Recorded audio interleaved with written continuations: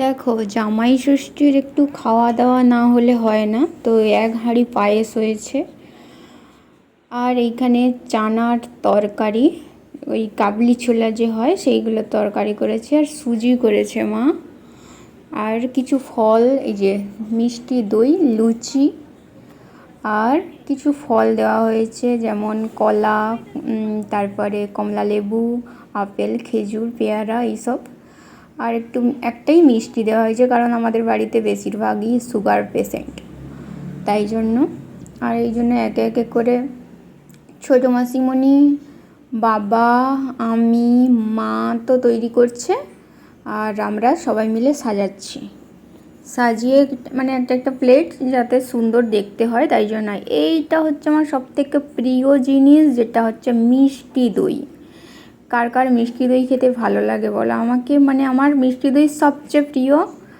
Any time, মানে যে কোনো সময়, যে কোনো মুহূর্তে আমার মিষ্টি দই সব সময়ের জন্যই প্রিয়। আমার মিষ্টি খেতে আমি পছন্দ করি না তেমন একটা, কিন্তু মিষ্টি দই আর রসমালাই, এই দুটোকে আমি ছাড়তে পারবো না, এতটাই ভালো লাগে। আর আমার এখন কথা মানে ভয়েস ওভার দিতে দিতেই আমার জিভে জল চলে আসছে। মানে এত মিষ্টি দই আমার খেতে ভালো লাগে, বিশেষ করে চণ্ডীপুরের মিষ্টি দই আমার প্রচুর পছন্দ।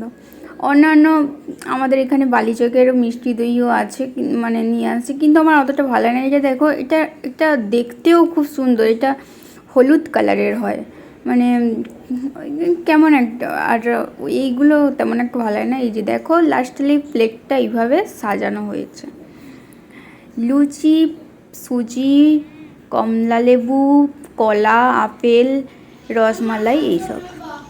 আর আছে এখানে ফ্রাইড রাইস মা বানিয়েছে এক গামলা।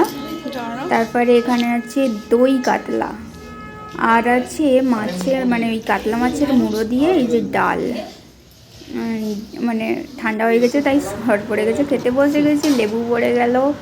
তারপরে ফ্রাইড রাইসের পরে একটু সেই চানা, মানে ডাল, মানে কাবলি ছোলার তরকারি, আর পনিরও দেওয়া আছে ওতে। আর এবারে ডাল পড়ে গেছে। আর এটা হচ্ছে দই কাতলা। তারপরে আছে দেশি চিকেন, কারণ আমার হাজব্যান্ড খাসি মাংস খায় না, দেশি চিকেন, আমের চাটনি।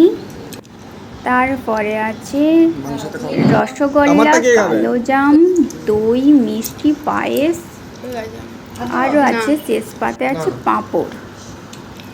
মানে টক দইও আছে, মিষ্টি দইও আছে, দুটো রকমেরই দই আনা হয়েছিল। তারপরে আছে জোয়ান। এটাই হচ্ছে জামাই ষষ্ঠীর খেলা।